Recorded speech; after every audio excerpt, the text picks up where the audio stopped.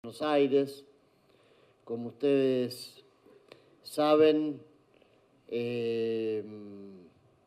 formo parte de esta construcción colectiva que tiene la mística, que se revive en las palabras de Robbie cada vez que apela a eso que forma parte de nuestra convicción y también de nuestro compromiso, que es no doblegarnos en una lucha que no solamente es justa y necesaria para nosotros como trabajadores y trabajadoras de la educación, sino para nuestro pueblo.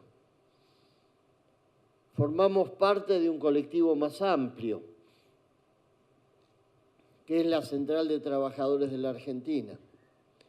Hoy estamos inmersos o empezando a entrar en una discusión que va a ser muy difícil, pero que tiene mucha trascendencia para nosotros, para nuestros alumnos que serán futuros trabajadores y trabajadoras, para nuestro pueblo, que es este intento de avanzar con una reforma laboral que ayer la compañera de Brasil, que invitamos a un plenario de la CTA, la compañera María da Gracia se llama, Costa, integrante de la Central Única de Trabajadores de Brasil, nos decía es una reforma laboral que arranca de raíz todos los derechos que conquistamos en el Brasil desde la época de Getúlio Vargas. Getúlio Vargas fue un presidente casi contemporáneo de Perón, a mediados de la década del 40, en ese estado de bienestar que se empezaba a plasmar en los países de América Latina, incorporó una serie de derechos en un país, México, que ayer nos recordaba la compañera, recién en el año 1888 Brasil terminó de abolir la esclavitud. Fue el último país de América Latina, junto con Cuba, fíjense qué paradoja, en abolir la esclavitud. Y hoy es el primer país de América Latina en regresar a una forma de esclavitud moderna que los empresarios nos quieren convencer es lo que viene, es el futuro, es el siglo XXI en plena esencia. Ellos hablan, como habló el ministro Bullrich, no es que indaguen demasiado, no es que investiguen demasiado, pero repiten algunas cosas que escuchan en los coloquios o en las reuniones como la de Davos, donde ahora se habla de esta figura nueva de la mano de obra on demand. Se habla de que el empleo va a estar como en una nube en las redes sociales y ese empleo va a estar disponible para los que quieran acceder a él. Va a ser un empleo a tiempo parcial, a término fijo, va a ser un empleo desregulado, va a ser un empleo sin derechos ni obligaciones. Las patronales no tendrán obligaciones, los trabajadores no tendrán derechos. Es una forma de empleo que en algunos países de Europa hoy ya existe y que pretenden que sea el horizonte para los trabajadores de este país. Ayer decía la compañera de Brasil que después de la reforma, que a pesar de que no está sancionada porque hay una demanda por inconstitucionalidad en el medio, ya la aplican, porque en Brasil virtualmente hay como un golpe de Estado.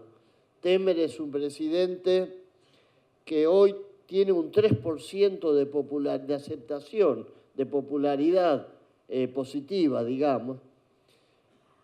Y esa reforma que ya se empezó a aplicar determina que, por ejemplo, a través de agencias que son privadas, agencias de colocaciones, Hoy las escuelas secundarias estatales cubren suplencias en Brasil de profesores que trabajan por el tiempo en el que están efectivamente frente al aula y cobran por ese tiempo, y cuando se extingue la relación, o mejor dicho, cuando se extingue el tiempo de empleo, desaparece la relación laboral. Es decir, que pasaríamos con esta reforma del profesor taxi al profesor Uber, que cobra solamente por el servicio que presta y no tiene ninguna relación. Y esto que es la figura del profesor Uber es lo que ellos llaman el trabajo punto cero. Es decir, pretenden mostrar como parte del futuro esto que denominan trabajo base cero. Trabajo base cero. Significa que uno cobra por lo que trabaja. Y esto que quieren mostrar como el último grito de la modernidad del siglo XXI, si le preguntáramos a nuestros bisabuelos, a nuestros abuelos, era exactamente lo que sucedía con ellos. El trabajador trabajaba por lo que rendía en un jornal, recibía la paga y se iba. Pero claro, se trata de mostrar, como si fueran novedades de la modernidad, como desafíos de lo que viene, las viejas políticas de sobreexplotación de los trabajadores. Y esto nos compete a nosotros, porque no es solamente el problema de nuestros alumnos, de los padres de nuestros alumnos, son también nuestros problemas. Como decía Robi, el ministro hablaba de que iba a haber en la Argentina un sistema educativo de dos vías, de dos modos. Un modo empresario, un modo trabajador. El sistema educativo en modo empresario, él decía, no sé si lo vieron, circuló mucho por las redes sociales el año pasado, tenía que formar emprendedores, gente con iniciativa, dotada de los conocimientos para generar empleo. Eso era en el modo empresario, el sistema educativo. Y la otra vía era para el resto, para los que van a hacer mano de obra. Por supuesto, no lo decía con un lenguaje tan áspero como el que utilizamos nosotros. Él decía, vamos a formar, el sistema educativo deberá formar a los futuros ciudadanos para que se formen en condiciones de vivir en un plano de incertidumbre permanente y para que disfruten de esa incertidumbre. Es decir, para ser un trabajador que quizá un día sea convocado a cubrir una suplencia, a atender un kiosco, a estar al frente de una máquina o de una computadora, sin saber por cuánto tiempo, sin saber de qué manera se organiza su vida futuro, porque las cosas de las que nosotros hoy disponemos, por ejemplo, la posibilidad de tener un trabajo fijo, con un salario, un ingreso determinado, que te permite planificar tu vida, que te permite ir a un banco y pedir un préstamo personal, que te permite comprar con un crédito a 2, 3, 4, 5 años determinado bien. Todo eso desaparece y entramos en el mundo de la incertidumbre, en el mundo en el que tendremos que aprender a disfrutar. Tendremos que decirle a nuestros hijos, porque esta gente, filántropos, además, porque ellos no ganan nada. Ellos piensan desde la filantropía pura un mundo lleno de incerteza para que nuestros hijos, que van a ser los que habiten ese mundo, aprendan a caminar sobre las piedras sin pisar la que está floja, sin lastimarse, y que en ese caminar sobre las piedras disfruten. Eso es lo que nosotros tenemos que lograr como parte del mandato de la clase dominante. Son los temas que hoy estamos discutiendo y que tienen que ver con la educación. Imagínense si el mundo va a ser regido por una nube donde los empleadores van a colocar distintas oportunidades de trabajo temporal.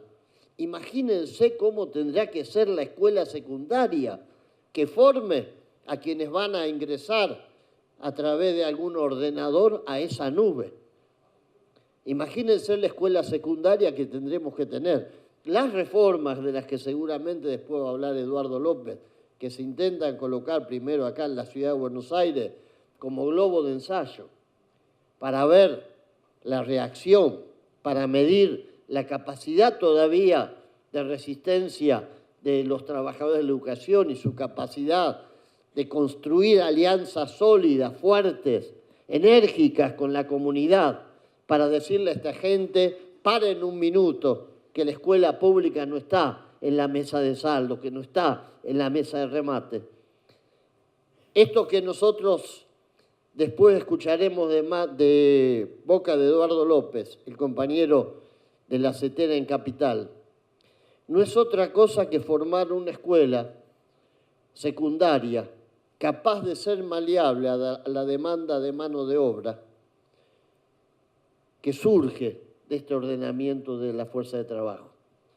Yo voy a terminar acá porque no es el tema, decirles solamente que ayer resolvimos las dos CTA convocar a una serie de acciones que se expresará con una movilización frente al Congreso para impedir que esta reforma laboral avance. Vamos a ir a ver a los jefes de todas las bancadas, vamos a llevarles nuestros fundamentos, vamos a plantearles que no se puede liquidar con una ley que está redactada en la jefatura de personal de alguna empresa, que ni siquiera tiene una trama jurídica legible, entendible, que simplemente es una serie de zarpazos de los grupos empresarios que no se puede liquidar con una ley de ese tipo. 6 décadas de avances sociales como la que construyó la Argentina a partir de 1945. Porque ellos quieren ir, y esto no lo digo por mi condición política, ellos quieren ir a una Argentina preperonista. Ustedes son directoras de escuelas secundarias y saben qué era en términos sociales la Argentina antes del 17 de octubre de 1945. Saben qué es lo que era la década infame. Saben qué era el trabajo semiesclavo en la mayoría de las geografías de nuestro país. Ellos quieren ir hacia ahí. Uno diría, ¿solo revanchismo de clase? Creo que no. Creo que buscan maximizar la renta de las empresas. Creo que buscan simplemente mayores ganancias a costa del padecimiento de los trabajadores. Estos temas forman parte de la geografía política y social de América Latina en esta etapa. Cuando estemos en el Encuentro Internacional de la Educación, al que aludía Silvia, apenas dentro de 15 días, en Belo Horizonte, reivindicando la figura de Paulo Freire. Fíjense, el gobierno en este momento está impulsando una política que ellos llaman despolitizar la escuela brasileña, a partir de la cual la figura de Paulo Freire tiene que desaparecer como ícono de la educación para la liberación en ese país. Paulo Freire hoy está, si estuviera vivo, tendría que estar exiliado. Como está muerto, pretende ser desterrado de la educación pública brasileña. Es uno de nuestros íconos también, es uno de nuestros emblemas. Y vamos a discutir en ese encuentro en Belo Horizonte la etapa actual.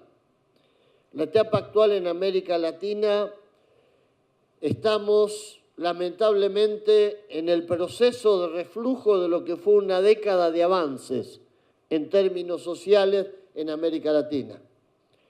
Por más discursos que hagan en Brasil contra Lula, acá contra el populismo, contra el kirchnerismo, o en Bolivia contra Evo, y así con los países de América Latina, por más ataque que haya de las clases dominantes, lo cierto y concreto, y lo reflejan todas las estadísticas hechas por el Banco Mundial, por las Naciones Unidas, por la Comisión Interamericana de Derechos Humanos, por la CEPAL, América Latina vivió el proceso más importante de su historia en términos de desarrollo y expansión de la educación pública, de la salud y de la construcción de derechos sociales. Esto es una realidad incontrastable. Esto no equivale a decir a que América Latina vivió entre los últimos años del siglo XX y la primera década del XXI en el paraíso social. No, no vivíamos en el paraíso social. Ni éramos un país que pudiera igualarse en su desarrollo de bienestar social al de países de Europa. Pero sí es cierto que veníamos de un estado de destrucción total que fue el colorario y el resultado de la aplicación de las políticas neoliberales de manera impiadosa durante 15 o 20 años en nuestro país. Y esas políticas neoliberales aplicadas impiadosamente nos llevaron a un estallido social que terminó con más de 30 asesinados en las calles de Buenos Aires. Y la mitología, la mitológica historia que nos metieron en la cabeza de que esas políticas de sacrificio eran necesarias para eyectarnos al primer mundo, para colgarnos del tren de la modernidad, nos terminaron depositando en un terreno baldío donde no quedó piedra sobre piedra en nuestro país. A los que se olvidaron de que nosotros teníamos 50% de pobreza en el año 2001. A los que se olvidaron de que teníamos entre desocupados, subocupados y changa 70% el total de la fuerza laboral. Habría que decirles que hicieran un poquito de memoria. Muchos de esos sectores de la clase media que salían con la cacerola a golpear cuando el corralito y que después guardaron las cacerolas. Y parece que con las cacerolas guardaron también la memoria. Entonces creo que son cosas que nosotros tenemos que rescatar. Hoy, ¿qué nos venden a futuro? A futuro nos venden la idea de una sociedad mercantilizada. Una sociedad mercantilizada donde todo es pasible de ser convertido en mercancía, donde todo se rige por esa ley del mercado según la cual todo está en venta y todo se puede comprar. Y como no podía ser de otra manera, la educación está en el centro de esa mercantilización. Y han descubierto que tienen un fenomenal mercado sobre el cual pueden avanzar, que es el mercado educativo. Y ya no solamente como era en la época en la que nosotros, o yo empecé a militar en el gremio docente, en el SUTEBA, que hablábamos de la privatización y lo asociábamos a algo físico. La privatización era una escuela privada que venía a desplazar una escuela pública. La privatización era el edificio escolar y la empresa privada funcionando. Hoy estamos ante un fenómeno mucho más sofisticado, mucho más imperceptible a la primera mirada, con una trama oculta, que es la que pretende convertir la educación en un mercado abierto al lucro de las empresas que venden servicios educativos. Y fíjense ustedes, el ministro Bullrich,